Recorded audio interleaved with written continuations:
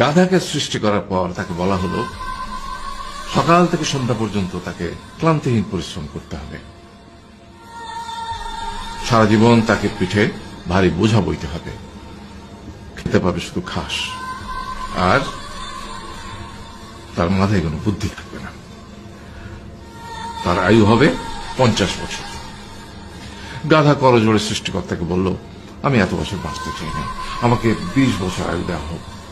সৃষ্টিকর্তা সেটাই মঞ্জুর করলেন। কুকুরকে যখন সৃষ্টি করা হলো তখন তাকে বলা হলো যে সে হবে মানুষের সবচেয়ে বড় বন্ধু, কিন্তু সে খাবে মানুষের উচ্ছিষ্ট, এবং তার আয়ু হবে 30 বছর। কুকুর সৃষ্টিকর্তাকে বলল, আমি এত বছর বাঁচতে চাই না, আমাকে 15 বছর আয়ু দেওয়া হোক। সেটাই মঞ্জুর করা হলো। এরপর বানরকে বলা হলো, তুমি শুধু গাছের এ ডাল থেকে ও ডালে ঝুল খাবে এবং নানান রকম ফন্দি ফিকির করে মানুষকে আনন্দ দিবে, তোমার আয়ু হবে 20 বছর। বানর বলল, আমি 20 বছর বাঁচতে চাই না, আমাকে 10 বছর দেওয়া হোক।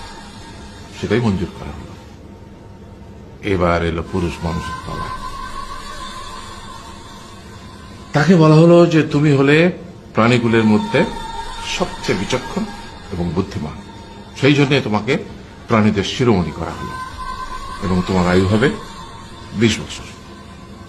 তখন পুরুষ মানুষ বলল, করজোড়ে বলল সৃষ্টিকর্তাকে যে 20 বছর আয়ু অত্যন্ত কম, হে প্রভু, আমাকে ওই গাধার সে যে 30 বছর আয়ু চায়নি সেটা আমাকে দেয়া হোক, ওই যে কুকুর 15 বছর ফিরিয়ে দিয়েছিল সেটাও আমাকে দেয়া হোক, আর যে বানর 10 বছর নেয়নি সেটাও আমাকে দেয়া হোক।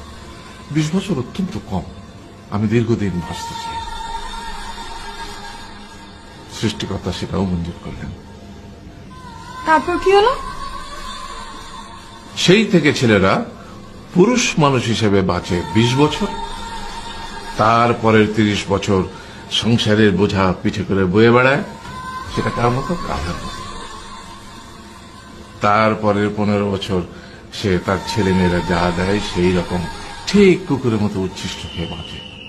আর তারপরে বৃদ্ধ বয়সে ঠিক বানরের মতো, যেমন গাছের এডাল থেকে ওডাল ঝুল খায় বানর, তেমনি এই ছেলের বাড়ি থেকে ওই ছেলের বাড়ি, আর নানান রকম ফন্দি ফিকির করে তার নাতি নাতনিদের আনন্দ দেওয়ার চেষ্টা করে।